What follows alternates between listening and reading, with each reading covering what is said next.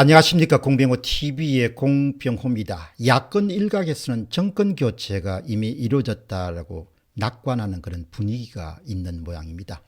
2월 1일 날 황교안 전 당대표의 그런 주장을 보면서 제 입에서는 에라이 덩신들아, 에라이 바보들아, 에라이 미친놈들아, 그렇게 바보짓을 한 번도 아니고 두 번, 세 번, 네 번씩이나 반복해서 하니 정말 한심한 XX들이다. 그런 생각이, 그런 말이 절로 흘러나왔습니다. 지금 상황에서 우리가 정권 교체에 성공할 수 있다, 이렇게 생각하니까 얼마나 한심하고 머저리 같은 그런 생각입니까? 국민의힘 분위기가 낙관론으로 기울어진다는 그런 내부 여론조사들이 어느 정도 도움이 되었을 것이다, 이렇게 봅니다. 다만 2월 1일 날 일부 언론이 윤석열 후보가 오차 범위 밖에 격차를 내면서 이재명 후보를 따돌리기 시작했다는 그런 여론조사 결과들이 아마도 국민의힘의 관계자들이 낙관론을 갖도록 그렇게 만들었을 것이다, 그렇게 봅니다. 데일리안이 여론조사 업체 여론조사 공정에 의뢰해서 1월 29일 날 1200명을 대상으로 실시한 정례 여론조사 결과가 발표됐습니다. 야당 사람들에게 무척 고무적입니다. 이재명 후보 38.1%, 윤석열 후보 43.5%로 조사됐습니다. 오차 범위가 95%의 신뢰 수준의 플러스 마이너스 3.1%포인트이기 때문에 이번 조사는 윤석열 후보가 이재명 후보를 오차 범위 박힌 5.4%포인트를 앞선 것으로 나타났습니다. 그러니까 오차 범위를 벗어난 그런 윤석열 후보의 승리다. 아마 이런 종류의 여론조사 결과가 국민의힘의 관계자들에게 상당한 그런 희망을 줬을 것이다, 그렇게 봅니다. 아마도 이런 여론조사가 국민의힘 관계자들에게 굉장히 낙관론을 확신하게 되는 그런 아주 든든한 배경이 되지 않았냐, 그렇게 생각합니다. 윤석열 후보의 지지율은 지난주에 진행된 직전조사 대비해서 2.5%포인트 상승했지만 반면에 이재명 후보는 0.2%포인트 내리면서 두 후보 간의 격차가 지난주보다 커지게 되었습니다. 안철수 국민의당 후보는 지난주보다도 2%포인트 내린 7.8%포인트의 지지율을 기록했습니다. 이를 두고 서효환 여론조사 공정 대표는 이런 추가 설명을 더합니다. 안철수 후보의 지지율은 최고점을 찍은 이후에 현재 지속적으로 하향 곡선을 그리고 있습니다. 반면에 이재명 후보는 정체되고 윤석열 후보는 반등을 시작한 것으로 판단됩니다. 따라 3자 대결 구도에서 양자 대결 구도가 강화되는 그런 모양새를 보이고 있습니다. 이번 조사에서 정권 교체에 대한 그런 응답은 54.4%가 정권 교체에 대한 그런 여망을 피력했고, 여당 후보로 정권 연장을 원하는 사람이 무려 38.2%로 나타났습니다. 낙관론을 가진 국민의힘 관계자들에게, 그리고 때로는 낙관론을 현재 갖고 있는 국민들에게 제가 묻고 싶은 것은 딱 한 가지입니다. 2017년도 대선, 2018년도 지방선거, 2020년도 총선, 2021년도 4.7 보궐선거에서 모두 다 사전투표 조작이 있었습니다. 2017년에는 서울을 대상으로 하게 되면 대략 문재인 후보에게 사전투표에서 6에서 7%의 그런 가산점이 두어졌습니다.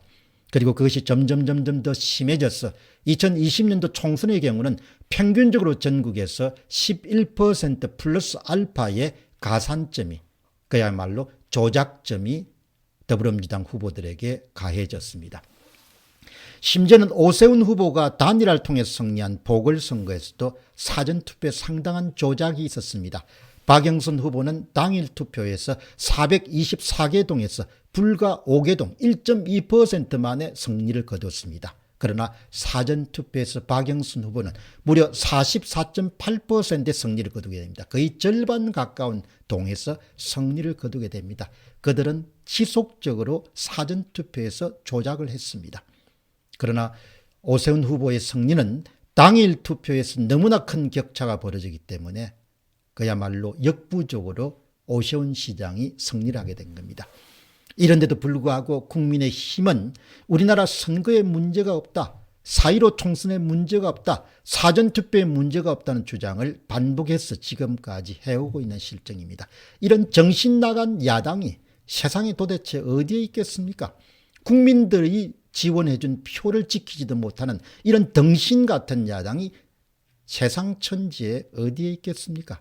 사전투표 조작이 믿어지지 않는다면 심지어 2018년 지방선거에서 대구시장의 경우를 한번 들어보도록 하겠습니다.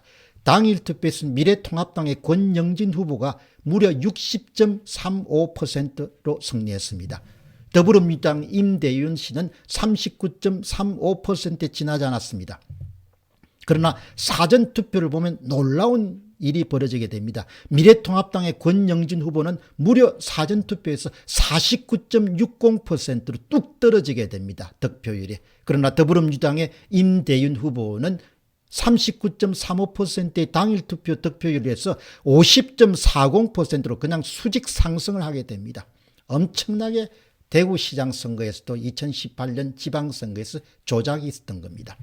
당일 투표에서 압도적으로 승리한 미래통합당의 권영진 후보는 사전투표에서 오히려 더불어민주당 후보에게 패배하는 그야말로 미친 정신 나간 조작 선거 결과가 나왔습니다. 참고로 권영진 후보의 사전투표 득표율 빼기 당일 투표 득표율은 마이너스 11.06%입니다. 반면에 더불어민주당의 임대윤 후보의 사전투표 득표율 빼기 당일 투표 득표율은 플러스 11.06%입니다. 쉽게 이야기하면 더불어민주당 후보를 당선시키기 위해서 대구시장의 지방선거 경우에는 11% 정도의 사전투표 조작이 있었던 것입니다. 대구시장조차도 이렇게 조작을 하려고 한 겁니다. 부산시장, 서울시장, 전국의 모든 광역지자체들은 다 조작이 있었던 겁니다. 이렇게 부산시장 선거, 인천시장 선거 등을 모두 분석해 보면 얼마나 조직적으로 그들이 사전투표를 훔쳤는가를 세상 모두에게 다 드러나게 됩니다. 문재인 정권 5년 동안 모든 국가적 선거에서는 사전투표 조작을 통해서 더불어민주당은 권력을 훔치게 됩니다. 유일하게 보궐선거만이 사전투표에서 조작을 시도했지만 당일투표에서 대패해서 그들은 뜻을 이루지 못합니다. 사전투표 조작에 대해서 철저하게 함구하는 국민의힘의 의원들에게 묻습니다. 사전투표 조작을 하면 당신들이 어떻게 승리할 수 있다고 보는가? 당신들이 제정신인가? 당신들이 미쳤는가? 당신들이 미치지 않았으면 내가 미친 것이죠. 사전투표 조작을 하면 꼼짝없이 지는 겁니다. 지금이라도 사전투표 위험을 국민들에게 경고하고 국민들에게 당일투표 동료를 국민의힘이란 당이 나서야 됩니다. 그리고 사전투표 온상으로 의심받는 181개 선관위 설치한 비밀 임시사무소를 폐쇄하기 위해서 국민의힘은 당력을 총동원해야 됩니다. 우리 평범한 시민들이 국민의힘이란 야당에게 원하는 것은 어차피 그 사람들은 조작을 통해서 이기지 못하면 감옥에 가는 사람이 많을 수밖에 없기 때문에 조작한다고 치자. 물론 옳은 일은 절대 아닙니다. 이것을 막기 위해서 국민의힘이 당력을 동원해야 된다는 것이죠.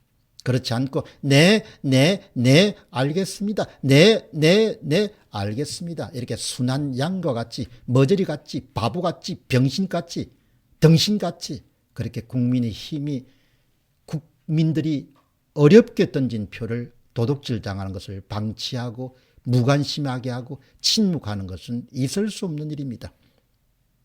현재와 같은 그런 국민의힘이란 그런 정당과 국민의힘의 관계자들이 보이는 비겁함과 무관심과 침묵과 이런 부분들은 역사적으로 준엄한 심판을 받을 것입니다. 이번 선거에서 이 문제에 브레이크를 걸 수가 없으면 대한민국은 더 이상 선거를 통해서 권력이 교체될 수 있는 가능성이 전무한 국가로 탈바꿈하게 됩니다. 이렇게 중차대한 그런 3구 대선에서 국민의힘은 선관위가 설치한 비밀 임시사무소 문제에 대해서 침묵해서는 안 되는 겁니다. 정말 침묵해서 안 되는 겁니다. 얼마나 지금 이 귀한 중요한 순간에 국민의힘이 침묵할 수 있는가? 어쩌면 당신은 그렇게 비겁하고 어쩌면 그렇게 몰상식하고 그렇게 양심 마비에 해당하는 행동을 할 수 있는가? 이 부분을 저는 묻지 않을 수가 없습니다. 공병호 TV의 공병호였습니다. 감사합니다.